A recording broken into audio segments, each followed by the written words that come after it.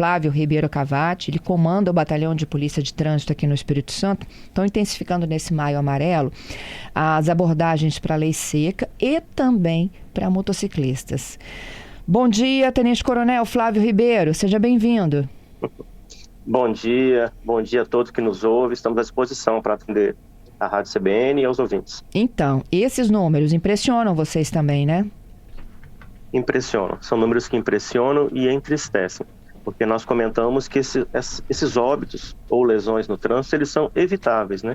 Partindo de um comportamento preventivo, basicamente, dos condutores, né? O fator humano, né? Ele é preponderante para a consequência dessas mortes no trânsito. Sem dúvida alguma. Os dados até o dia 10, então, 345 mortes que ocorreram no trânsito. E a gente está falando do trânsito do dia a dia, né, Flávio? Sim. No dia a dia, a gente observa que há ainda muito desrespeito às questões básicas no trânsito, como o consumo de álcool, né? Eu falo que o álcool, na direção, ele é um potencializador de acidentes de trânsito, né? O termo técnico é sinistros, né? Sinistro de trânsito com vítimas, infelizmente. Entendido. Me fala um pouquinho das estratégias de vocês, como enfrentar, né, esses números absurdos aí de mortes no trânsito, que já são superiores a de homicídios. Sim, infelizmente nós temos mais mortes no trânsito decorrentes de sinistros de trânsito com vítimas do que decorrentes de crimes letais intencionais. E as nossas estratégias é o estudo das estatísticas, né, que nós obtemos também através do observatório, que a rádio teve acesso, né, e por meio dessas estatísticas nós também temos registros de dia, hora, local, né, onde há maior incidência de sinistros de trânsito. E aí nós alocamos recursos humanos, logísticas, operacionais, para tentar, exatamente nesses locais, estar atendendo e promovendo aí maior segurança viária. E, como a senhora falou, né, nós temos basicamente dois potencializadores de acidentes de trânsito, de sinistros de trânsito. O álcool na direção e a motocicleta, por ser um veículo mais frágil. E, inacreditavelmente, há muitos motociclistas que são imprudentes, quando na verdade deveriam fazer o contrário. Por ser um veículo mais frágil, não tem airbag, não tem cinto de segurança, deveria ter ainda maior atenção, mas ainda existem motociclistas que abusam ali do direito de dirigir, né, a sua moto e acabam se envolvendo em sinistros, causando vítimas eles mesmos, né, e às vezes outras pessoas. Então nós intensificamos duas operações, a lei seca, que é fiscalizar o uso do álcool na direção, e chamamos Operação Cavalo de Aço, uma similaridade, né? É um cavalo de aço, a moto, onde nós intensificamos a abordagem a motociclistas. Vamos lá então, a lei seca, como é que é essa abordagem? Como vocês têm... Eu sei que a quantidade de recusa é imensa ainda, né? E, infelizmente, né, nós temos muitas recusas ao teste. O que é a recusa ao teste? Como o nome fala, o cidadão se recusa a fazer o teste com o etilômetro, é o nome técnico do popularmente chamado bafômetro. E ao se recusar, já há uma decisão do Supremo Tribunal Federal que essa recusa ela é constitucional e ela é punível com uma multa de quase R$3.000 e a suspensão do direito de dirigir por 12 meses. Eu costumo dizer nas minhas entrevistas que cada recusa, ela sinaliza um potencial sinistro de trânsito com vítimas, porque aquela máxima dos antigos, né? Quem não deve não teme, porque se recusou, né? E muitos desses condutores apresentam odor etílico ao se recusar. Então ele é notificado, ele é abordado numa blitz, numa fiscalização, e ele não pode sair dali dirigindo, até que se apresente um condutor em condições que faça o teste para retirar o veículo. E aí eu uso a minha expressão, cada recusa são vidas que salvamos, porque é um potencial sinistro de trânsito com vítimas evitado. Nós já tivemos no ano passado, aqui no estado, temos os dados desse ano, do ano passado, eu gosto de falar o dado de um ano inteiro, para observarmos que foram mais de 10 mil, olha o número, 10 mil recusas ao teste do etilômetro feitos pela Polícia Militar em 2025. Meu Deus. Então imagine se eu tivesse 10 mil acidentes de trânsito sinistros com vítimas no ano passado, seriam 10 mil famílias enterrando seus entes queridos por conta de motoristas inconsequentes, me permito chamar assim, né? Porque se recusou, por que se recusou, né? Então, você teve 10 mil recusas no ano de 2025, são 10 mil possíveis assassinos no trânsito. 10 mil, eu uso a expressão, potenciais sinistros de trânsito com vítimas evitados. Eu falo muito isso com a minha tropa, naquele sentido de dizer, olha, salvamos vidas. Foram 10 mil famílias que não enterraram seus queridos. A gente fica triste, né? Tivemos sinistros recentes com algumas vítimas, foram amplamente divulgados na imprensa. Fica triste quando isso acontece, porque o meu pessoal pensa assim, poxa, se eu tivesse abordado esse motorista instantes antes, teria tirado ele de circulação, não teria acontecido esse acidente, esse sinistro com vítima. Infelizmente, não temos como estar em todos os locais, é um atributo divino, né? Mas a gente tem essa tranquilidade de passar para a sociedade, que a Polícia Militar lá está atuando intensamente, incansavelmente, 24 horas por dia, o batalhão de trânsito aqui na Grande Vitória. Daí esse número, né? Assim, são pessoas, são famílias que sequer souberam, graças a Deus por isso, que teriam que enterrar um ente querido, porque a Polícia Militar retirou de circulação mais de 10 mil motoristas que se recusaram a fazer o teste em 2025. Então, mas me explica de novo essa conta aí. Quando ele se recusa a fazer o teste do bafômetro, você tira como? Suspendendo a carteira dele, é isso? Naquele momento que ele é abordado dirigindo, cidadão, boa noite, tudo bem? Faria o teste de etilômetro. O teste consiste em um sopro aqui no aparelho. Se sinalizar a presença de álcool, o senhor pode ser notificado. Então, ele dá uma explicação rápida para o cidadão. Ele fala, não vou soprar. E aí eles fazem lá as suas alegações genéricas diversas, né? A gente fala, então, por gentileza, me dá a chave do carro, ligue para alguém em condições de dirigir que possa vir aqui buscar o carro do senhor. Perfeito. Então, naquele momento que ele é abordado, que ele se recusa a fazer o teste, ele não pode sair da blitz dirigindo. Vai ter que vir uma pessoa, e essa pessoa que vem, indicada por ele, ela tem que fazer o teste também.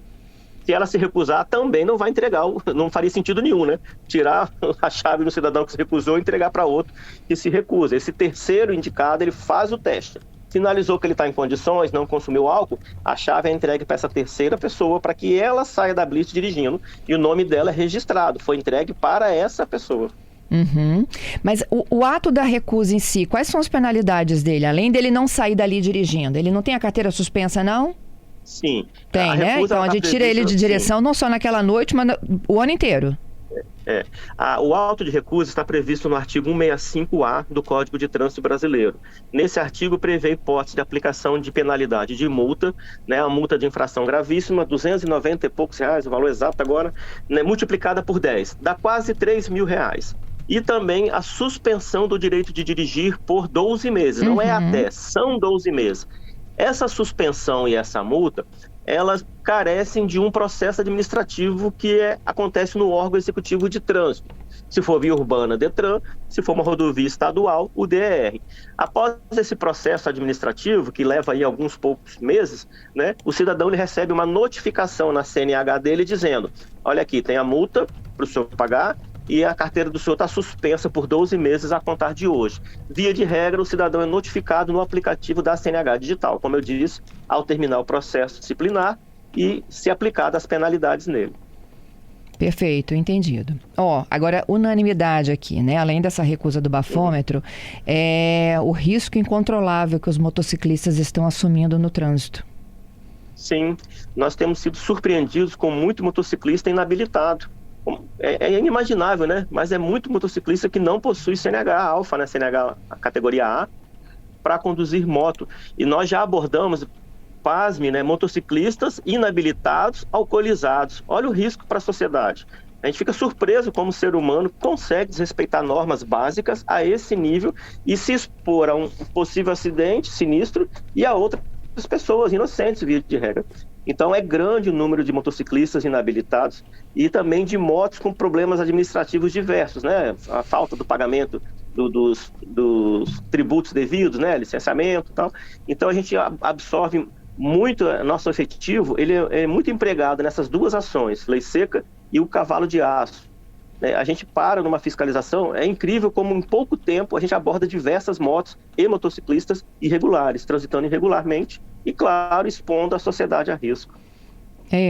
Se eu não me engano, acho que foi ontem que eu li aqui uma nota da Guarda de Vitória de um motociclista que ele tinha multado 10 vezes depois de furar a blitz da Guarda. 22 anos, ele já tinha sido multado 10 vezes. É comum, né, a gente falar que alguns motociclistas eles têm tantas irregularidades que eles sofrem N notificações, tantas quantas infrações eles cometem.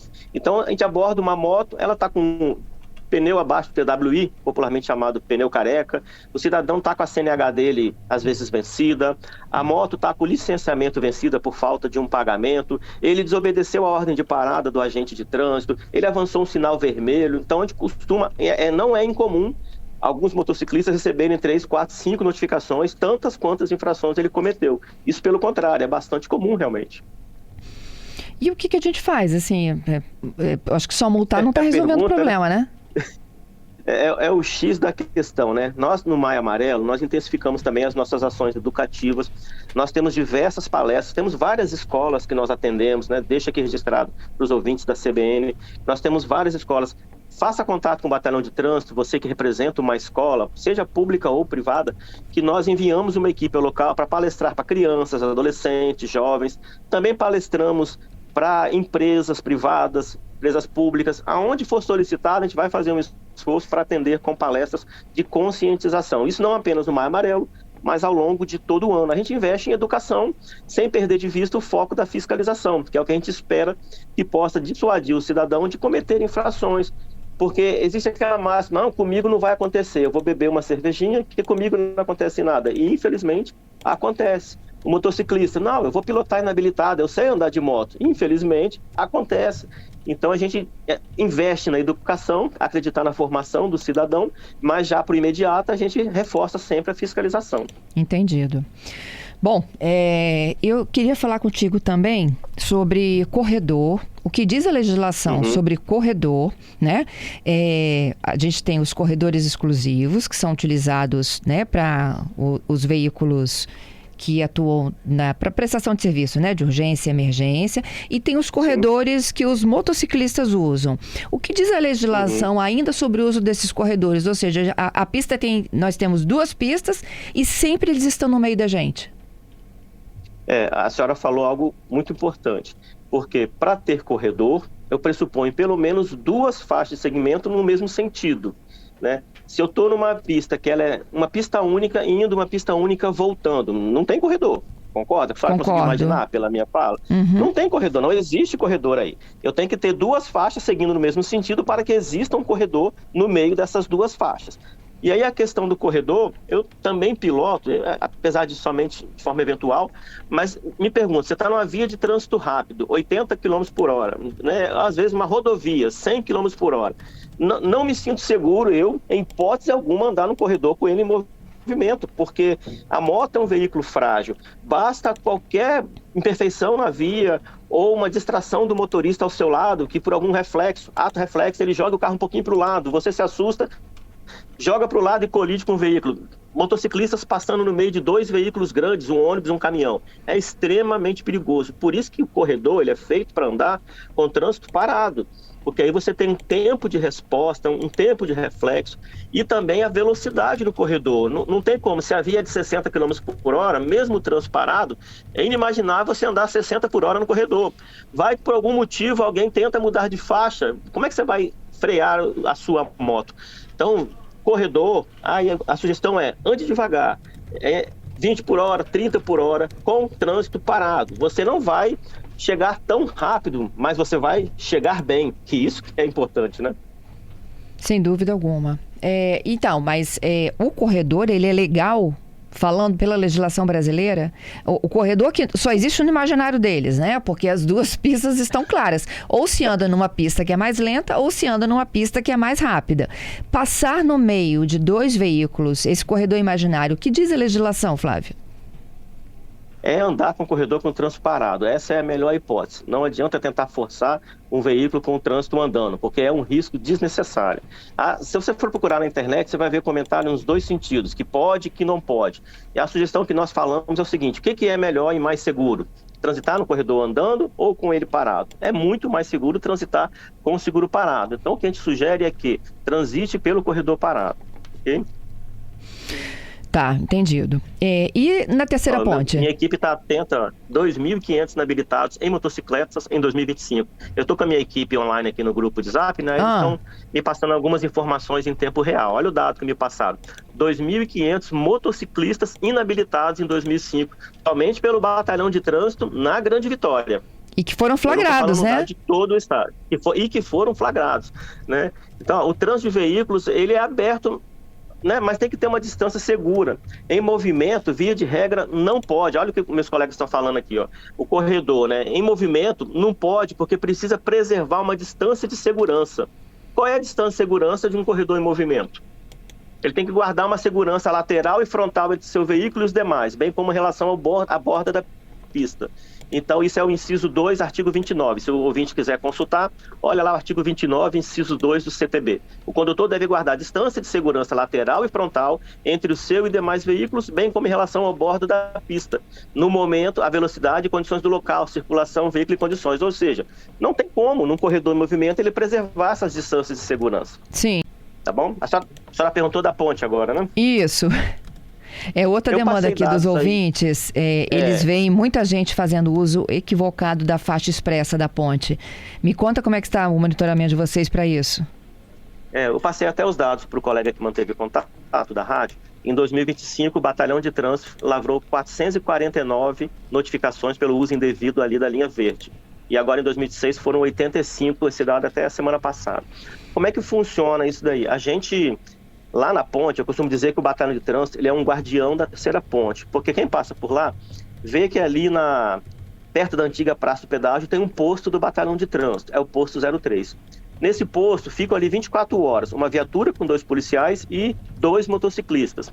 Isso também é importante porque os motociclistas do batalhão, eles têm uma questão, até um protocolo assinado com o Ministério Público, para tentar prestar um imediato socorro a eventuais tentantes, né? As pessoas que infelizmente pensam em tirar a vida se jogando da ponte. Então, esses motociclistas estão lá, são praticamente o primeiro grupo a chegar, a primeira parte do estado a chegar, para conversar com a pessoa e dissuadi-la da ideia de cometer suicídio. É um dado que não se fica divulgando, até para se evitar, no eventual imaginário das pessoas que possam fazer isso.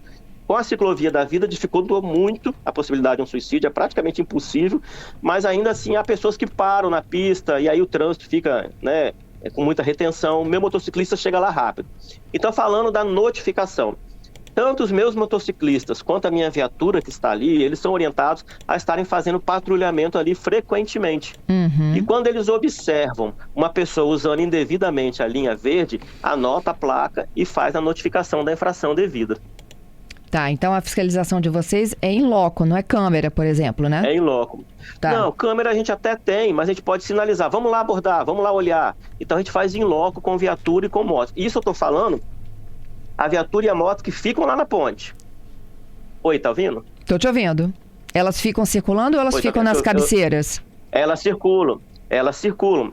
E aí eu vou dizer mais, não são só essas. Como o batalhão de trânsito, a sede administrativa dele é em Coqueiral de Itaparica, e a gente tem muitos serviços que a gente precisa fazer em Vitória, então eu posso arriscar falar sem receio de que passa a viatura do BPTran ali a toda hora. É indo fazer a oficina mecânica, é indo providenciar alguma diligência, né, atender uma ocorrência, então desloca a viatura para atender a ocorrência. Então o trânsito de viaturas na terceira ponte, ele é muito grande. Então, ao constatar uma infração, é feita. Volta e meia, algum policial me aborda. Coronel, eu vinha para cá, cidadão mudou, passou na faixa verde do meu lado, falta de respeito, o policial comentando. Anota a placa e faz a notificação. Então, não são apenas essa viatura e os 2 motociclistas. Todas as minhas viaturas que passam lá, elas anotam placas e lavram áudio de infração. Tanto que foi um número até considerável, né? Eu passei aí pro colega Adalberto Cordeiro, né? Foram 449 notificações no ano passado. É muita coisa. Vamos para as perguntas dos nossos ouvintes? Tem várias aqui, a Juliana está conversando com eles e faz ao vivo aqui para gente.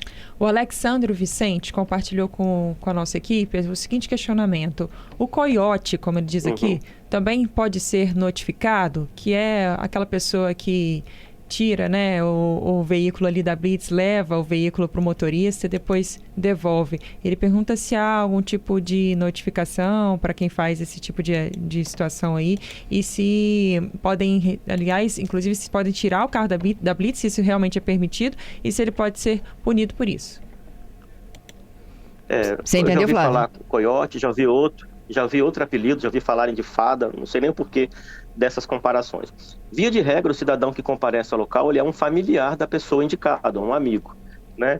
E é comum em nossas blitz, é por isso que assim, a Polícia Militar ela atua com diversos parceiros, né? Nós temos agentes do Detran que estão conosco E temos também, tá ouvindo? Tô te ouvindo, tô. Oi, é porque a ligação, a gente está tentando entrar uma ligação junto. Nós temos uma parceria muito bacana com a Delegacia de Delitos de Trânsito, né, da Polícia Civil. E, então, ele pode, a depender do caso, esse cidadão que devolve a direção para uma pessoa, até ser detido e conduzido a uma delegacia de polícia, né? Então, e isso quando a delegacia não está lá conosco, trabalhando junto. Eu conheço como FADA, o apelido dessa pessoa, né, que faz isso. E vamos imaginar, uma pessoa embriagada, foi abordada, está flagrantemente embriagada, e aí eu entrego a direção para ela, para um terceiro que ela indicou. Beleza, a pessoa sai dali. É comum, a gente tem motociclistas do batalhão nas nossas fiscalizações que até acompanham. Eu também tenho pessoal velado. A gente não fica falando essas coisas porque o cidadão às vezes, então eu tenho que me vigiar, tem mesmo, porque eu mantenho um policial velado num carro descaracterizado, um carro comum, monitorando esse tipo de conduta. E esse policial velado, às vezes ele acompanha esse carro por um tempo e fala, olha, o cidadão devolveu a direção, né, para o outro cidadão que havia sido abordado alcoolizado, na rua tal. Então a gente manda a viatura abordar de novo. Os ouvintes podem consultar o Código de Trânsito Brasileiro, artigo 310. O que diz esse artigo? Né? Permitir, confiar ou entregar a direção de veículo à pessoa não habilitada, habilitação cassada, CNH, direito de dirigir suspensa, ou quem, por seu estado de saúde ou por embriaguez, não esteja em condições de conduzi-lo com segurança. Então, a pessoa que entrega a direção para quem estava embriagado lá atrás e foi abordado, ela está incidindo, em tese, no artigo 310 do Código de Trânsito Brasileiro, que é um crime, e ela pode ser conduzida até uma delegacia de polícia. E lembrando, eu mantenho, a gente tem esse cuidado, nas linhas blitz, tem o pessoal que aborda, tem moto que acompanha os motociclistas que tentam se evadir, às vezes pela contramão, e eu tenho policiais velados, que a gente chama, descaracterizados, que acompanham essas pessoas para verificar se elas vão devolver a direção e cometer um crime. E aí eu tenho a Polícia Civil junto comigo, que eu já levo e entrego. Tá aqui a Polícia Civil, o cidadão cometeu o crime e tal. Nós tentamos cercar tudo, né? Entendido. Tem mais uma dúvida chegando. Temos do Júlio César, ele gostaria de tirar uma dúvida. Ele diz o seguinte: existe na legislação do CONTRAN uma tolerância de 0,04 no resultado do etilômetro. Essa tolerância é realmente aplicada e o que significa? Pode então se dizer que a tolerância zero, se existe essa tolerância de erro no equipamento? É a dúvida do Júlio César. Não é uma tolerância de erro do equipamento. Todos os etilômetros usados no Brasil, eles são aferidos, né, pelo Inmetro ou pelo IPEM. É uma aferição anual. O Batalhão de Trânsito tem esse cuidado. Nós jamais usamos um etilômetro que não estivesse devidamente aferido. E o que é os índices? Eu costumo dizer, as pessoas perguntam quanto de álcool eu posso consumir. Eu digo logo 0, né? Mas o aparelho, ele me aparece no visor um número. Esse número ele pode ser 0,00 até 0,04, como o cidadão falou. Esse número ele é tratado como uma margem para evitar que haja uma errada interpretação do aparelho. Então, quando o cidadão, sei lá, ele tomou uma colher de álcool, estou usando um exemplo bem hipotético, tá? De manhã e de noite ele soprou, deu 0,01. Esse cidadão ele é liberado como se não tivesse consumido o álcool. Agora, de 0,05 até 0,33 ou 34, agora o número exato eu vou verificar daqui a pouquinho, mas é 33 ou 34. Tá. Existe uma infração administrativa de trânsito e para essa infração ele pode receber uma notificação, ele vai receber uma notificação por dirigir sob influência de álcool e vai ser penalizado possivelmente com a multa de quase R$3.000 e uma suspensão de dirigir por 1 ano. Agora o cidadão que passa desse 0,035, 36, 40, já peguei cidadão que deu 1 ponto alguma coisa, é acima de 0,33, minha equipe está confirmando aqui, né? 0,34 para cima, o cidadão ele comete também crime, ele comete a infração, vai pagar uma multa de quase R$3.000 e a suspensão da CNH do direito de dirigir por 1 ano, mas ele é levado para uma delegacia de polícia, onde ele vai ser autuado pelo crime de trânsito e ele lá, pode ser arbitrado uma fiança para ele pagar e responder em liberdade. Se ele não recolher essa fiança ao Estado, ele vai ser detido e encaminhado ao presídio, né? Então, assim, esses índices, esses valores, eles aparecem no aparelho. E ele é uma segurança técnica para o policial, o agente de trânsito, dizer se o cidadão não bebeu, se o cidadão cometeu infração de trânsito ou se o cidadão cometeu infração e crime. E como eu digo, é uma segurança muito tranquila que dá ao policial, o aparelho, porque ele mede o ar alveolar, o álcool alveolar expelido pelo ar dos pulmões. Então, quando o cidadão faz aquele sopro, né, um canudo, ele recebe um canudo descartável, o próprio cidadão tira da sacolinha de plástico, ajuda a encaixar no aparelho e faz um sopro forte e contínuo por alguns segundos.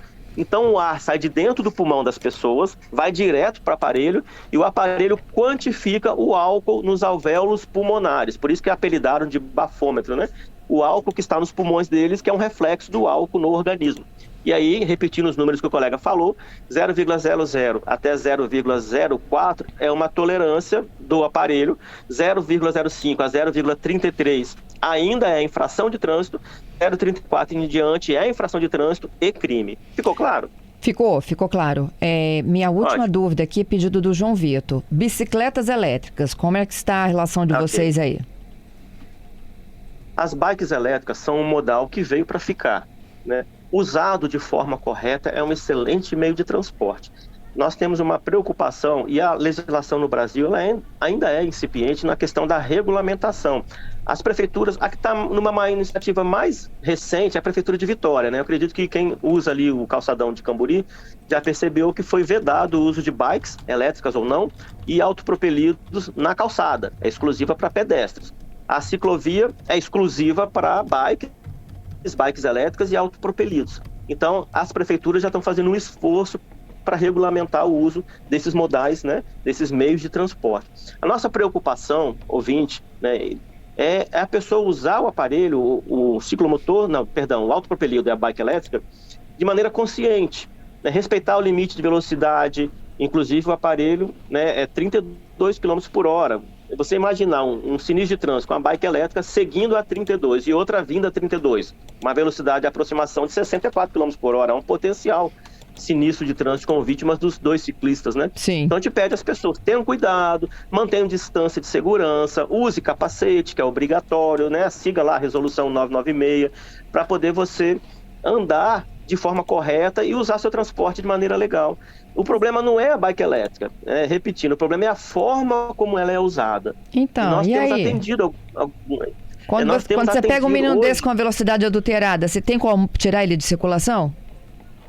Hoje há um debate, né, até no Conselho Estadual de Trânsito, de como se fazer uma eventual fiscalização da adulteração. Exatamente, porque a legislação ela ainda carece de algumas, por exemplo, se eu abordo um adolescente dirigindo acima de uma velocidade, eu não tenho ainda um instrumento que me permita dizer, né, que ele está acima. Qual é o aparelho que eu uso para medir essa velocidade? Eu sei que de cunho geral eu posso falar, eu estou passando com o carro aqui a 40, a bike está do meu lado, mas eu preciso de um aparelho certificado, né, metrológico, para poder aferir velocidade. Então esse tipo de coisa ainda está, minha equipe está me alertando aqui que o uso do capacete é recomendável, não obrigatório, né? Então a gente recomenda que use o capacete para evitar acidente, né?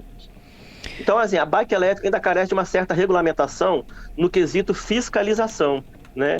Porque para o uso já há uma resolução do CONTRAN, as prefeituras estão regulamentando, Vitória saiu na frente aí, está regulamentado ali na ciclovia, né, onde pode, onde não pode, né? Então a gente precisa que as pessoas tenham essa educação de respeitar a norma posta pelo poder público, né?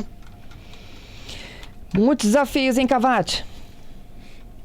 Muitos desafios. A gente está aí sempre zelando pela vida nas vias públicas, né? Nossa intenção é que as pessoas usem seus meios de transporte de forma comedida, de forma legal, para que todos possam ter um trânsito seguro, né? Então, beber não dirija, respeita o limite de velocidade, né? Use o capacete, motociclista, é recomendável ao ciclista, né? Para que todos possam ter seu transporte com tranquilidade. Sem dúvida. Eu queria te agradecer pela entrevista, viu? Participação aqui. Tá bom.